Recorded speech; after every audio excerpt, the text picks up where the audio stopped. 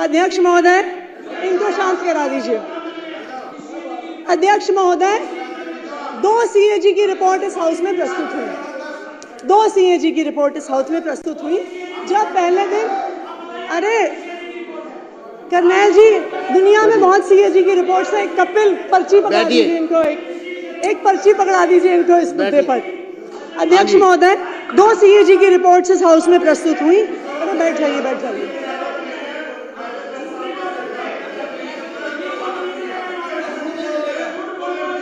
आप बैठिए, बैठिए, बैठिए। आतिशी जी, मैं आपको रिक्वेस्ट करूंगा, आप सदन को गुमराह करने वाला स्टेटमेंट ना दें। नहीं, मैंने ये क्योंकि आपके तथ्य निराधार है। अध्यक्ष महोदय, ये सारा डेटा सीएजी की रिपोर्ट से है। ये गुमराह करने वाला डेटा आगे बात करिए, सीएजी पर बात करिए। पिछले 3 दिन तो अध्यक्ष महोदय ने हमें बाहर सड़क पे रखा। आज हम हाउस में हैं, लेकिन अच्छी बात क्या है कि जो रिपोर्ट, जो सदन की प्रोसीडिंग है, वो यूट्यूब पर भी आती है। तो हम यूट्यूब पर भी देख रहे थे कि क्या चर्चा हो रही है।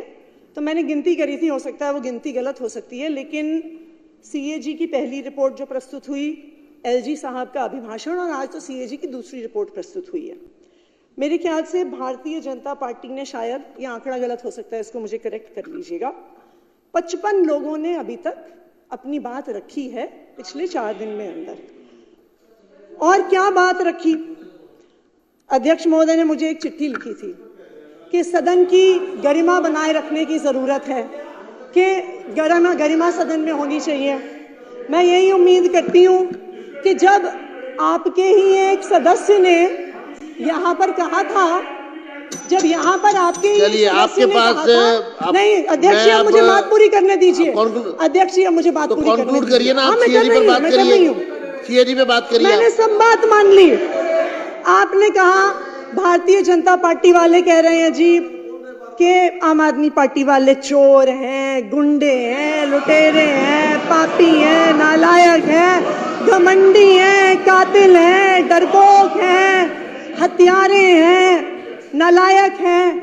और मुझे लगता है इतनी गरिमापूर्ण बात जो आज है नहीं आपके विधायक जी, वो क्या नाम है उनका, सीएजी पर नहीं बोल रहे आप, महरौली वाले विधायक जी ने कहा, और मुझे उम्मीद है मुद्दों पर बात करिए ना। आपको सदन की गरिमा का तब भी ध्यान रहा होगा जब महरौली के विधायक ने कहा कि आतिशी सूर्यरेखा है। धन्यवाद। हमने सब बात मान ली। हम हैं चोर, हम हैं गुंडे, हम हैं नालायक, सब बात हम मान लेते हैं आपकी, ठीक है जी। लेकिन दिल्ली के लोगों ने आपको चुन के भेजा काम करने के लिए। आप अपनी सीट पे बैठिए। संजीव जी, आप अपनी सीट पे जाइए। जितनी मर्जी स्लिप वहां से भी भेज सकते हो आप। कमियां आम आदमी पार्टी की रही हो, जो कि कितनी भी कमियां रही हो, परंतु एक अच्छी बात आम आदमी पार्टी के नेताओं में ये जरूर है कि आखिरी में गलती मान लेते हैं। एक बार जोरदार तालियां। आज स्वयं आतिशी बहन ने कहा कि हम बाकी सारी चीजें जो उन्होंने एक्सेप्ट करी, आप सबने जो कही, बहुत बढ़िया बात है। और इसी प्रकार केजरीवाल जी ने स्वयं माना कि मैं यमुना साफ नहीं कर पाया, मैं पानी नहीं दे पाया, मैं गलती मानता हूँ, मुझे और समय दे दिया जाए। ये बहुत अच्छी बात है कि आखिरी में आकर के अपनी गलती मान लेना भी एक गलती का सुधार है। अध्यक्ष जी, मैं तो केवल इतनी बात कहूंगी कि आतिशी बहन, हमारी इस सरकार में मेरे अलावा 4 बहनें हैं। मुझे चिंता होती है आतिशी जी की, बहन है हमारी, कि आतिशी जी आप केजरीवाल साहब का इतना साइड ना लीजिए, और आपसे कहना चाहूंगी कि तू इधर उधर की ना बात कर, ये बता कि काफिला कैसे लुटा। और आज केजरीवाल जी आपको यहाँ फंसा के न जाने कौन से बिल में घुस गए हैं, जब वो स्वाति मालीवाल को अपने घर में बुला करके उसके साथ दुर्व्यवहार कर सकते हैं, तो आतिशी जी आप भी कोई दूर नहीं है, कल को आपके लिए भी बैठिए, कोई बैठिए, घटना बैठिए, दुर्घटना ना हो, बैठिए। इस बात की मुझे चिंता है। जब स्वाति मालीवाल के साथ कुछ हो सकता है, उसको घर में बुला के राज्यसभा सांसद को, आतिशी जी आप हमारी बहन है, मुझे चिंता है आपकी, आपको ध्यान रखना चाहिए। बैठिए, मुझे कार्रवाई, मैं चेतावनी देता हूँ विपक्ष को। अध्यक्ष जी, सीएजी की चर्चा पर, अध्यक्ष जी, सीएजी की रिपोर्ट पर अब मेरी बारी में ये लोग ऐसे बोलेंगे, और मुख्यमंत्री जी को सभ्यता रखनी इसका चाहिए, रिप्लाई करने दीजिए। थोड़ी सभ्यता रखें, आप साथी हो हमारे, थोड़ी सभ्यता रखें। बात ये भी नहीं है कि अस्पताल में हेल्थ विभाग के द्वारा जो बजट दिया गया वो उपयोग हुआ कि नहीं। बात ये भी नहीं है कि कितने बेडों की जरूरत थी और कितने मिले। बैठिए, बात ये भी नहीं है कि दवाइयाँ जो चाहिए थी जनता को वो दी नहीं गई। बात ये है कि जो दिल्ली के लाखों लोग इनके अस्पतालों की वजह से धक्के खाते खाते दुखी हुए, उसके जिम्मेवार ये आम आदमी पार्टी के लोग हैं। आप इन्हें मालूम है कि ये जो रिपोर्ट, अभी तो केवल मात्र 2 रिपोर्ट सदन पटल पे लाई गई हैं, तो इनके होश उड़ गए हैं। पूरे के पूरे अखबार, पूरा मीडिया, पूरे चैनल्स रोजाना सुबह से शाम तक इनके काले चिट्ठे खोलते हैं और ये सोच रहे हैं कि बाकी की 12 आ जाएगी तो इनका क्या हाल होगा, क्योंकि ये पूरी तरीके से सर तक भ्रष्टाचार में डूबे हुए हैं। केवल ध्यान डाइवर्ट करने के लिए अलग अलग प्रकार के मुद्दे लेकर के आते हैं। सफाई के नाम पे घोटाला, दवाई के नाम पे घोटाला, टेस्ट के नाम पे घोटाला, इलाज के नाम पे घोटाला, बेड के नाम पे घोटाला, भर्ती के नाम पे घोटाला। घोटालों की सरकार केजरीवाल, घोटालों की सरकार ने 10-10 हजार रुपए में जो कॉन्सेंट्रेटर मशीन थी उसको लाखों रुपए में खरीदा। 10 रुपए का वो N95 वाला मास्क जो था वो 150 रुपए में खरीदा।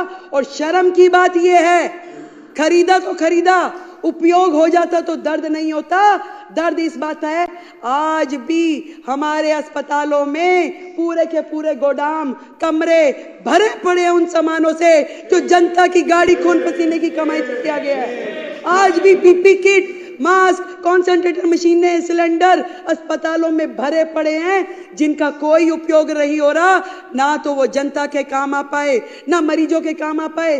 खरीद कर ली गई, लाखों रुपए का, करोड़ों रुपए का घोटाला हो गया, आज भी वो अस्पतालों के गोदामों में पड़े हुए हैं। कितने शर्म की बात है। एक एक अस्पताल का गोदाम जाके खोल के देखिए, वहां पे क्या क्या पड़ा हुआ है, मिट्टी हो रहा है, परंतु इनके कान पे जूं नहीं रेंगती।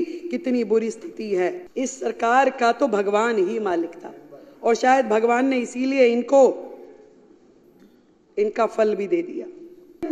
सरकार ने कॉन्ट्रैक्टर को पेनल्टी दी है। क्या ये सरकार, इस 95 करोड़ का हिसाब कौन देगा? इस 95 करोड़ जनता के पैसे का भुगतान कौन करेगा? ये सुन नहीं सकते थे, इसलिए यहां से चले गए। यहाँ इन्हें पता दिया होगा कि भाई मैडम ये बोलने वाली है। कितने मुद्दे हैं, इससे ये पता चलता है। वो एक कहानी सुनाती हूँ छोटी सी, मुझे याद आ गई। सिद्धू जी अब हमारे यहाँ नहीं है, वो सुनाते थे। कह रहे जी एक दुकान पे कुछ पुलिस वाले आ गए और आ करके कह रहे कि चोरी हुई थी उस दुकान पे। तो पुलिस वालों ने पूछा कि भी बता चोरी हुई है, क्या क्या चोरी हुआ, कितना नुकसान हो गया। और वो पुलिस वाले बात करते जाएं और वहां पड़े हुए बादाम और काजू खाते जाएं, हाथ में मुट्ठी भरी खाते खाते बात करते रहे कि बताओ भाई और क्या क्या हुआ, कितना नुकसान हुआ। कह रहे सर नुकसान तो अभी चल ही रहा है, पूरा हुआ कहाँ है। तो नुकसान तो अभी चल ही रहा है, अभी पता नहीं चला कि कितना नुकसान और है जिसकी परतें अभी खुलनी बाकी है। ये बात करते हैं कि महिलाओं को 2500 रुपए कब देंगे। करोड़ों करोड़ रुपए के कर्जे में डूबी हुई इस दिल्ली सरकार की हालत इन्होंने जिस प्रकार से छोड़ी है, ये हमसे, इनकी औकात नहीं है हमसे पूछे कि ये 2500 रुपए हम कब देंगे। हमारा वायदा है हम जरूर देंगे, पर इनकी हैसियत नहीं है कि वो हमसे पूछे कि हम ये 2500 रुपए कब देंगे। मैं आपको ये कहना चाहती हूं, चोर चोरी से जाए ऐसा हो नहीं सकता। ये चोरी की जो आदत है इनकी लगातार जिस तरीके से चल रही है, बच्चों के स्कूल के क्लासरूम में चोरी, सड़कें बनाने में चोरी, इलाज में चोरी, ठेकों में चोरी, शराब तक में चोरी, जितने भी काम हैं प्रदूषण में, यमुना सफाई में, सब में चोरी। चोरी यहीं रुक जाती तो शायद पता चलता, पर उससे बड़ी चोरी एक और बताती हूँ। यहां तक कि दिल्ली सरकार के सोशल मीडिया हैंडल्स की भी चोरी। दिल्ली सरकार के social media handle, CMO Delhi के ये अकाउंट माननीय केजरीवाल जी ने तुरंत जैसे ही सरकार बदली, केजरीवाल एट वर्क करके अपने हैंडल में तब्दील कर लिया। क्या ये उनकी प्रॉपर्टी है? ये दिल्ली सरकार की प्रॉपर्टी है। ये आतिशी जी का ये अकाउंट, ये भी आज तक इन्होंने वापस नहीं किया। चाहे इंस्टाग्राम हो, चाहे फेसबुक, चाहे ट्विटर, एक भी अकाउंट ये इन्होंने वापस नहीं किया। हमने इनकी कंप्लेंट दर्ज कराई है। जो सोशल मीडिया अकाउंट की भी चोरी करके ले गए, उनसे आप क्या उम्मीद करोगे कि वो और क्या छोड़ के जाएंगे? अध्यक्ष जी, इतना कहना चाहूंगी, 10 साल दिल्ली बेहाल, 10 साल दिल्ली बेहाल, कर गए कमाल, कर गए कमाल। नोटंकी, भ्रष्टाचार, चाल पे चाल। वाह रे केजरीवाल, वाह रे केजरीवाल।